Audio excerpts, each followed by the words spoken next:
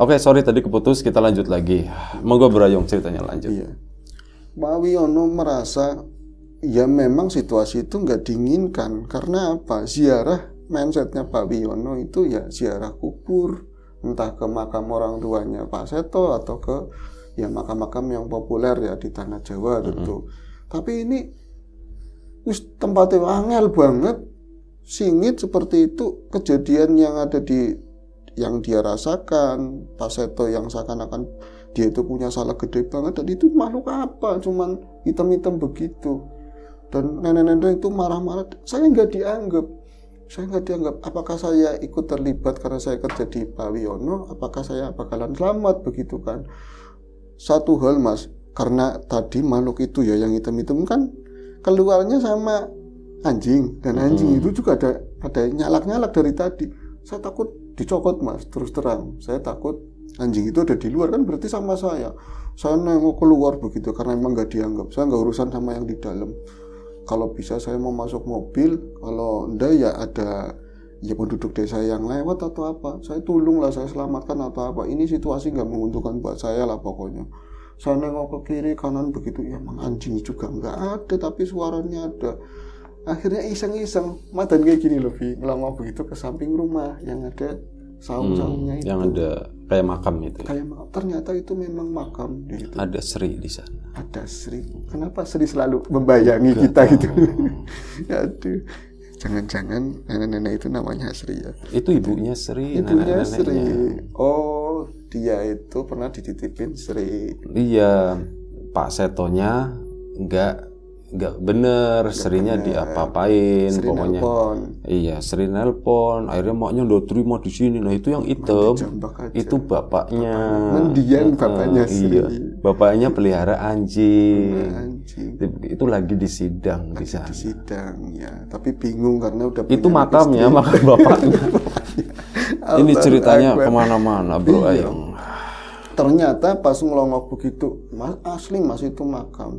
Dan memang gak ada gundukannya, tapi ada tenger. Kenapa segelap itu wong di dalamnya aja? Ya di luar tadi kan cuma ada terang juga karena terang lampu mobil kan. Di dalam juga ada lampu sentir lah begitu. Di makam saya bisa ngeliat itu tenger karena ada ceplikan cilik. Lampu-lampu yang dari minyak itu, dia itu di belakang. Ya itu yang saya pikir itu tenger karena dilawoni. Ada morinya. Pemandangan orang enak mana Mas? Gak enak banget, dan baunya itu bukan, kalau makam-makam kan biasanya bau melati, bau kembang-kembang. Dia itu lebih ke banyak menyanya daripada itu. Aku ini di mana ya wis kayak gini.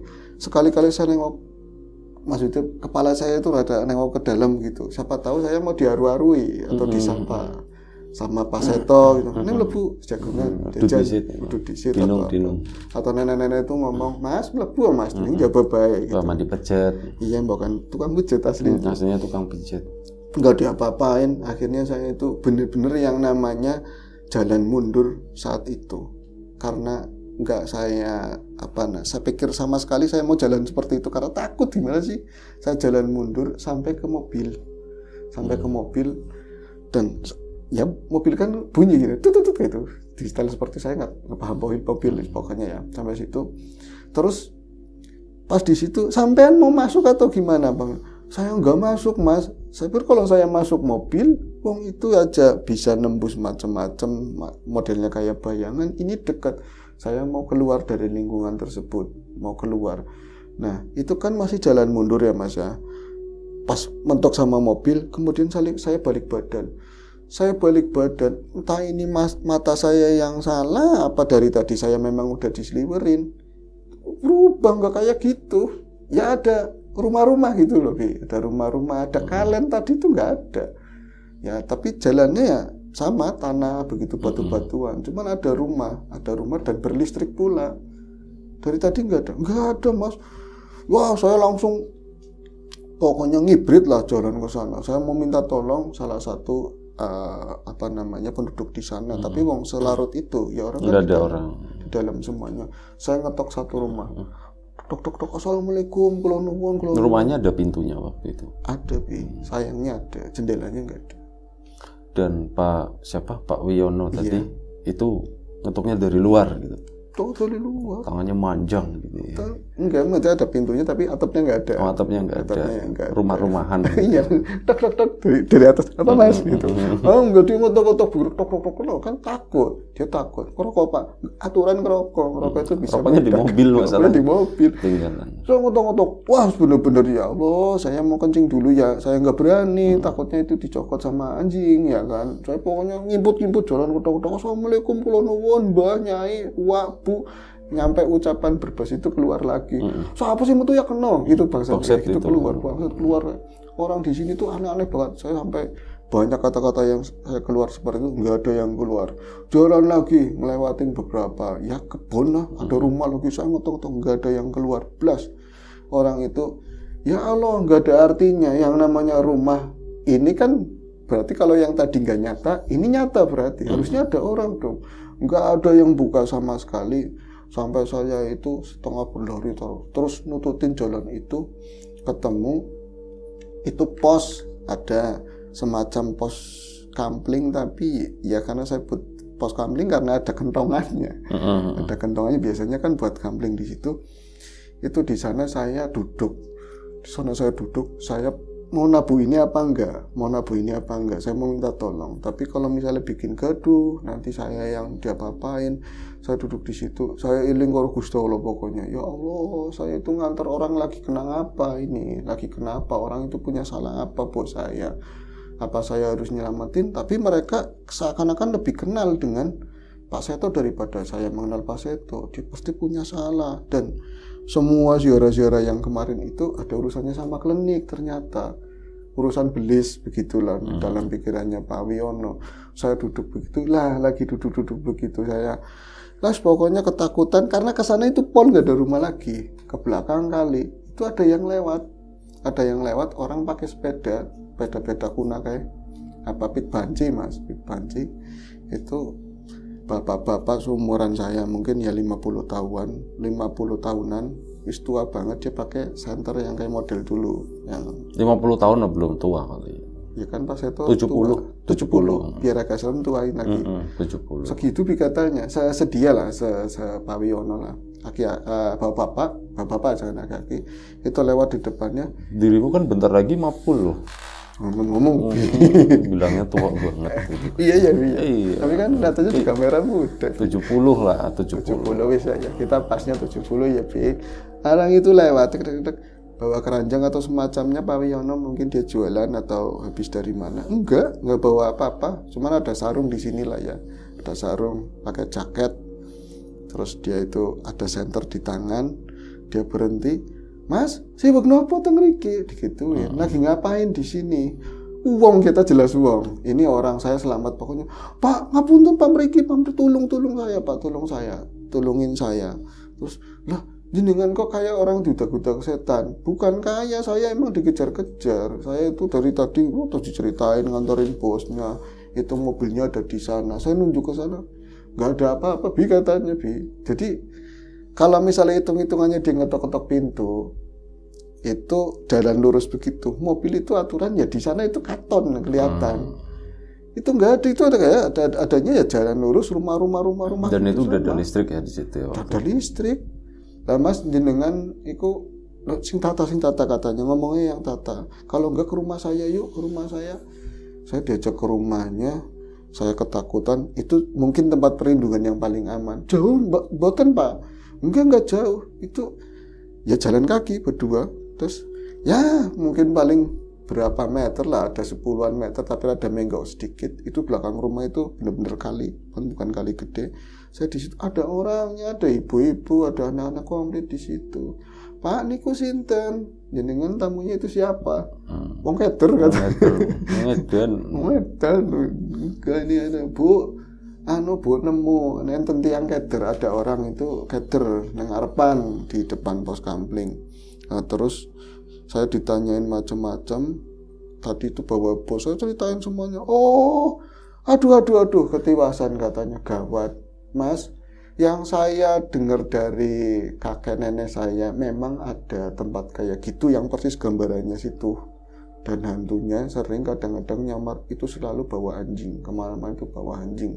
Itu yang bau rekso katanya selalu bawa anjing. Tapi itu zaman lewat mas, zaman kuna. Dan alam kayak gitu udah nggak ada. Alam nggak ada gimana Pak? Saya yakin saya bawa mobil. Saya bawa mobil bener-bener saya supir. Lah mobil saya kemana? Bukan mobilnya padahal kan mobilnya Pak Seto, tapi kan mungkin dijelasin begitu. Kan nanti mau dapat warisan, jadi iya, dihitung anak sih ya. Mobil saya kemana Pak? Nah kamu arahnya kemana tadi? Awakmu itu arahnya kemana? Akhirnya itu dia inisiatif, ada tetangganya lagi di samping kali lagi diceritain ini ono gitu kan. Terus akhirnya mau bantu, mau nyari mobilnya di jam-jam segitulah. Jam 2 pagian. Ya 2 pagian. Terus itu kan anak-anaknya bapak tersebut sebut saja namanya Pak Amir wis lah ya. Itu orang nggak usah pada khawatir, kita bantu orang, nolong orang itu wajib hukumnya. Ini orang yang kesesat dan disinyalir bosnya itu ada praktek-praktek yang nggak benar. Kalau kampung kita buat kayak gini, takutnya nanti ada bala besoknya. Kalau buat kayak gini terus. Bala itu temen ya. Bala itu teman. Ada sengkala, iya, ada naas gitu ya. Di kampung kita dan ada lagi. Saya merasa bersalah ya, saya nggak ngerti apa-apa dan ini itu nyata apa nggak paham lah mas. Udut Pak, itu saya ngerokok dikasih sama itu. Lindingan sempat minum tapi ya teh pahit lah seperti itu, nggak apa-apa wis.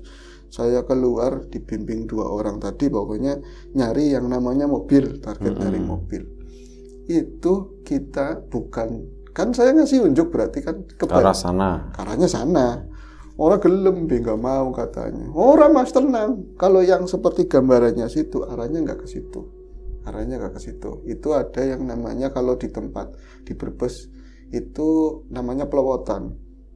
Jalan bambu buat nyebrang kali itu namanya. Itu nyebrang jembatan kali. Kecil, jembatan bambu. Melowot, benar-benar melowot.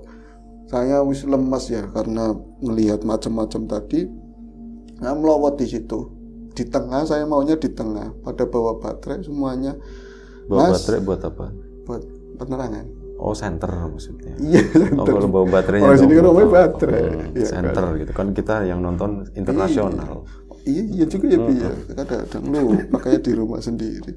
Wong mobil-mobilan aja ada batunya Bi. Ada batunya, batu baterai maksudnya. Batu baterai kan di sini angel. Terus gimana itu? Melowot tadi. Melowot. Itu melowot, itu ada semacam kayak tegalan atau sawah-sawah yang kering begitulah. Ada pohon-pohon pisang segala macam. Terus tak kira mau nyari mobil ke sini, mobil apa mungkin jalanannya juga nggak ada begini, maksudnya nggak mungkin lewat situ. Nggak mungkin. Bisa terus, juga muter. Awakmu tenang ya. Kalau misalnya kamu agamanya apa, ditakoni agama segala. Waktu itu masih di Solo ya. Masih di Solo ya. Oh enggak, udah keluar dong. Udah keluar ke timur. Di timur, udah di luar Jawa, di luar Jawa Tengah. Terus ngomong ke Solo ke sana ke ya, paling Jawa Pacitan ke situ kan perbatasan. Terus Ceput terakhir ya. Tempat gua kemarin ke situ. Biasa. Terus gimana? Asik. Terus ke sana. Manjang-manjangin durasi. Terus saya itu nggak habis pikir, nggak ada jalan nyari mobil ke sini-sini. Tapi mereka begitu sangat yakin, seakan-akan mereka bakal ketemu dan pasti ketemu. Malah nggak ada ini, mereka adanya khawatir. Pak Amir ngomong, aja kasih, jangan sampai yang dulu-dulu itu tempat itu kebuka lagi buat macam-macam, buat yang nggak bener. Nanti kita yang dapat sengkalanya, dapat yang nggak bagusnya. Mas, tolong ya Mas, nanti kalau ini sudah ketemu sampean itu jangan kerja sama orang itu lagi, bahaya. Pernah dikasih apa coba? Wah, saya dikasih banyak banget sampai ya tadi mau dianggap anak kan, jangan nanti sampean ke bawah. Sampean ngapunten, pernah ada anaknya yang maaf banget katanya sambil jalan begitu tuh ada yang meninggal. Iya Bi, jadi kan anaknya ada yang meninggal Pak Wiono. Ada, saya ada satu ya, lahir sehat seminggu nggak ada katanya. Aduh wis gena katanya seperti itu. Jalan itu kayak apa ya, kita itu jalannya di belahan sawah itu loh, sek sana. Terus di apa yang kita lihat di depan itu ada, kalau pinggir desa itu kan kelihatan ada rimbun-rimbunan pohon yang kelihatannya hitam-hitam aja. Atau kita ke sana terus itu ketemunya ada tanah ya, yang jelas ada tanah. Tadi kan sawah agak legok, itu naik lagi ke atas, itu yang namanya bambu itu banyak banget, rimbun banget bambu. Dan ini mirip dengan yang pertama. Mirip sekali, benar-benar mirip. Yang dilewatin mobil. Iya, saya mengenali itu mas, mengenali itu, sangat mengenali itu. Ih, saya mbok kok kayak Pak, niki margine persis kados niki. Ini seperti ini, jalannya seperti ini. Nah ya wis tenang bae, katanya tenang. Berarti bahasanya lagian dikun. Lagian dikun, ayo pimen sih. Iya. Nah gitu. Keluarnya seperti itu ya. Akhirnya saya makin dak-dikduk. Di situ suara anjing itu kedengeran lagi, ngalak lagi. Itu yang tadi temannya Pak Amir langsung Rene. Temennya Pak Amir. Tetangganya sih kan tetangganya. Jadi dia takut langsung Mas, manggilnya Mas, berarti kakaknya. Mas, ini udah lama banget gak kedengeran Mas, suara asu kayak gini gitu kan. Suara anjing kayak gini udah lama kita nggak denger. Wis menengok kita kita itu nulungin orang dan juga nulungin kampung kita pokoknya. Pak, kesel Pak, maksudnya ngibur Pak Wiono, padahal dia sendiri kayaknya takut. Saya tetap jalan di belakang mereka, jalannya persis, dan nggak lama itu senter kan dimainin begitu ya, coret. Itu persis banget tadi apa yang kita lewatin. Bambu petuknya ada nggak? Bambu petuknya yang masuk ke mobil. Enggak cerita. Ya. Takutnya dicari sama orang itu sih ya. Akhirnya apa? Ketemu mobil di situ, ada mobil. Nah itu kan saya bingung ya, saya malah sempat nggak jalan. Bisa mobil di situ. Apakah kalau misalnya kita tembus ke depan terus ke sana bisa ngeluarin mobil, ada jalanan atau apa? Tapi kalau arah saya masuk, ya dari tadi berarti sawah. Berarti kan lawatan, nggak mungkin ini. Oh kita apa yang dinamakan seberang dimensi atau apa? Nggak, pokoknya saya udah ketemu mobil. Dan kita udah, itu mobil aneh ya. Kang bisa mobil seperti itu Mas, mobil bisa seperti itu ada di sini. Wis. Ini benar mobilnya Pak? Iya. Terus gubuk yang tadi saya lihat itu nggak ada gubuk sama sekali. Gubuk yang tadi ada ibu-ibunya itu nggak ada sama sekali. Di sana itu cuma ada pompa air genjot manual itu. Iya, dan itu nggak ada yang giniannya, cuman kepalanya doang. Kepalanya aja. Semuanya itu gompal-gompalan semacam kayak bekas rumah lah, puing-puing rumah. Dan yang sampingnya itu katanya ada makam, itu nggak ada sama sekali sampingnya. Cuman ada mobil sama itu. Tapi deskripsi ininya persis. Ininya persis, posisi mobilnya harusnya di sana ada tapi nggak ada gitu. Tapi nggak ada rumah. Pikiran saya Pak Seto. Pak, gua sumpah demi Allah, Pak, tadi saya masuk di sini itu ada gubuk. Ini dibilangnya gitu lah. Kayak mereka ngerti semua riwayat masa lalu lah begitu. Wis meneng. Nah kamu mesti nyari bos ya, bosnya kamu di mana ya? Wis kok katanya nanti. Tengok sekeliling situ, nggak ada yang namanya Pak Seto. Kemudian kita turun. Jadi tempat itu agak tinggi, tanahnya agak lekuk ke bawah begitu. Nah itu mungkin saudaranya Pak Amir ini khawatir takut ada ular atau apa ya. Maksud dikubuki begini loh pakai carang. Kalau lewat itu digituin dulu, agak naik lagi. Itu di sana ada batu yang agak lebar sedikit lah pokoknya. Terus di sininya ya semacam semak-semak. Pas itu ada di situ. Posisinya duduk persis banget ketika ditinggalin sama Pak Wiono. Jadi masih ketakutan begini loh, masih ketakutan. Lagi ketakutan banget. Terus malah Pak, niku orangnya Pak, itu orangnya apa? Mungkin itu orangnya. Iya itu langsung saya itu nggak ada basa-basi lagi dan saya ya naluri aja karena udah pernah dekat, saya langsung menghambur ke arah Pak Seto. Saya bangunin, saya tarik begini kayak keraket sama batu Mas, antep gitu loh, kayak orang benar-benar ketakutan dan udah dingin semuanya, tapi nggak meninggal sih, tapi orang kedinginan kan. Langsung itu sarung digeliput sama sarung, ciu disiram gitu kan, sering itu akhirnya dipaksa dibangunin begini, tetap susah banget, semacam kayak kaki itu benar-benar udah nempel sama batu. Saking ya memang badannya gede, tapi kan kita bertiga harusnya enteng gitu kan. Akhirnya itu Pak Amir semacam baca-baca itu, ya depannya sih tetap bismillah ya, tapi kayak ada mantra-mantra begitu, diangkat mending enteng. itu papa begini lah diseret bareng-bareng. Terus dia bawa catatan atau gimana sih, kok baca gitu ya? Apanya? Pak Amir. Enggak Melafalkan, melafalkan, membaca. Iya ya, Iya, membaca kan kirain bawa catatan. Iya gitu. Itu yakin suasana kayak gitu serem banget, tapi naluri saya karena dia itu pas itu udah baik sama keluarga kami, kasihannya lebih gede gitu loh. Kasihannya ke pas itu lebih gede.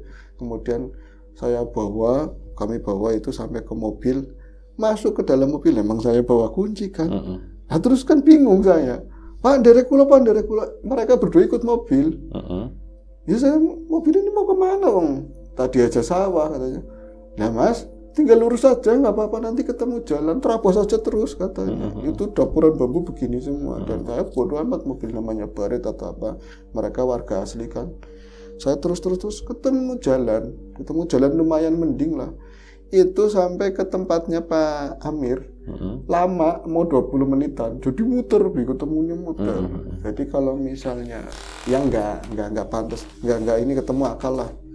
Semacam kita itu lewatin dari arah yang kebalikannya, dan itu sawah. Harusnya kan lewat jalan yang muter itu tadi ya. Saya nggak bisa ngomong terus sama Pak Amir, Pak tadi begini jalannya begini. Akhirnya kan sampai di rumahnya Pak Amir, kita masuk, itu Pak Seto itu dikasih teh, dikasih macam-macam, minyak kayu putih segala macam. Dia itu benar-benar nggak bisa diajak komunikasi sama sekali. Jadi kayak orang ketakutan, udah biru begitulah pokoknya. Udah paling bisanya cuma gini aja. Kok mulih, aku ngene wae. Kamu itu pulang, saya sini aja, ngomongnya begitu. Ya saya ya melas, tapi kamu punya kesalahan apa? Nggak berani nanya kan? Nggak minta dipanggilin Sri, suruh ke situ. Sri lagi ya. Sri lagi. Dari episode pertama ini Sri. Sampean sih Sri terus gitu kan. Ya, mikirnya Sri terus jadinya begini gitu. Saya nggak berani main itu. Bagaimanapun dia masih bos begitu kan. Ya kalau dia di situ aja ya saya. Tapi enggak kan, ceritanya enggak gitu kan? Enggak, ya udah cerita aslinya aja. Aslinya aja ya, saya jadi terpengaruh. Kemudian dia tuh ketakutan begitu, diomongin, Pak niki ngapunten Pak, jenengan itu mau bisa mendengarkan kami ngomong, saya ngomong atau enggak, yang jelas jenengan bukan orang sini. Kami punya riwayat, punya masa lalu di kampung ini, dan pernah ada pesugihan semacam itu. Sampean itu balik, jangan kotori tempat ini, katanya seperti itu. Kata Pak Amir dan temannya dan tetangganya itu, yang mungkin adiknya ya, jangan kotori tempat ini. Sampean itu tahu ini itu dari mana? Sampean tahu dari desa ini, tempat ini dari mana? Begitu kan? Dilelai kayak orang udah nggak bisa komunikasi, itu jawab. Sing laku dari laku katanya, dari Sumedi dari petunjuk begitu kan, itu ngasal. Tapi yang aneh, kata Pak Amir, nggak pernah ada laporan pun, maksudnya orang asing itu ke situ gitu loh, karena sampai sekarang pun daerah itu bahkan anak kecil pun dilarang main ke situ di daerah tersebut. Nah terus ya Pak Wiono, ya itu saya nungguin sampai benar-benar bos saya itu rada lumayan, tetap dia itu bisa komunikasi, tapi kayak orang ngaco begitu loh. Masih di situ, masih di kampung situ. Sampai subuh, sampai agak terang. Kemudian saya juga bawa duit. Ngapunten, bukannya saya mau gimana-gimana ya, saya kasih orang rumah gitu kan, uang sekalian buat sarapan. Bos saya tetap gak mau makan. Saya harus makan, harus sehat. Saya balik lagi kan, mau ke Solo lagi. Terus kemudian setelah itu saya pamit-pamitan, kita pulang ke Solo. Dan ada kejadian yang nggak mengenakan banget, putranya yang sulung tahu meninggal, kecelakaan katanya. Di putranya siapa? Putranya Pak Seto. Di jam 2-an. Di jam 2-an. Mungkin kalau disamakan waktunya bareng sama ketika dia dimarahin, diapain waktu itu. Ya itu tragis banget buat kami. Ya tetap aja dia bos buat saya, keluarga kita juga pernah dikasih banyak hal ya, sampai saat ini kayak dia nggak keluarga, prosesi pemakaman dan lain-lain tetap kita ngikutin. Ketika Pak Seto itu kesananya bukan tambah waras, kayak orang gendeng, katanya kayak orang gendeng begitulah, tapi istrinya sih biasa. Kemudian saya mengundurkan diri dari pekerjaan itu. Akhirnya istrinya Pak Seto dibawa ke Brebes. Enggak, dia cuma mengundurkan diri karena udah diwanti-wanti sama Pak Amir. Iya, disuruh jangan kerja di situ, nanti takutnya dijadiin. Karena Tapi untuk ucapannya Pak Amir, anak saya meninggal atau apa ada hubungannya sama saya, nggak pernah cerita sampai saat ini ke istri saya. Kayak ya udah kejadiannya seperti itu wis. Dan setelah itu saya peninggalannya apapun yang dikasih itu kayak semacam hilang gitu aja gitu loh. Hilang gitu aja. Iya. Habis pelan-pelan. Lah itu Sri nggak dikasih tahu pas Apanya? itu, pas kejadian itu Sri, mending kamu nggak usah kerja di sini aja, ikut aku aja katanya. Enggak dikasih tahu. Lagian sih juga udah tua sama istri saya. Oh udah tua, nggak ngomong dari awal gitu. Udah tua, kalau istrinya masih muda. Panggilnya Mbok Sri atau siapa gitu, manggilnya Mbak Sri ya. Iya sih. Kesannya masih muda gitu kan, makanya kebawa terus dari cerita awal sampai mau akhir. Lagian sih belum pulang sampai sekarang. Dan Baliyo. Tapi enggak apa-apa ya. Nggak apa-apa. Yang lain itu enggak apa-apa ya. Yang lain anak-anaknya selamat dan sampai sekarang masih Solo. Saya masih di Solo, tapi untuk lewat rumah itu kayaknya gimana ya, masih ada trauma begitu. Lewat rumah mana? Rumahnya Pak Seto? Iya, daerahnya Pak Seto, kecuali terpaksa banget. Jadi benar-benar putus hubungan setelah itu. Pak Setonya juga kondisinya seperti itu ya? Itu jadi kayak orang kendir, benar-benar kayak orang kendir. Dan ya, konon ya itu, apa namanya, ekonominya hancur. Iya, mulai hancur, mulai habis gitu ya. Oke. Terima kasih Guru Ayung ceritanya, terima kasih Pak Wiono tentunya ya. Sama Mbak Sri juga. Sama Mbak Sri, Mbok Sri. Iya. Ini Mbak Sri. Siapapun yang terlibat dalam cerita itu, terutama Pak Wiono, terima kasih banyak. Ada satu pelajaran yang mungkin yang bisa kita ambil. Tentu saja yang kita ambil yang positif. Kalau ada yang negatif kita buang jauh-jauh. Dan kita mohon maaf sebesar-besarnya selama tadi ngebawain cerita banyak bercandanya. Barangkali ada sesuatu yang gak berkenan di mata, di hati, di telinga kawan-kawan semuanya. Mohon dimaafkan. Itu hanya sebatas candaan. Semoga gak menyinggung siapapun gitu ya Bu Ayung. Terima kasih banyak. Sampai jumpa di episode selanjutnya. Ngobrol horor. Jaga kesehatan kawan-kawan semua tentunya. Assalamualaikum warahmatullahi wabarakatuh.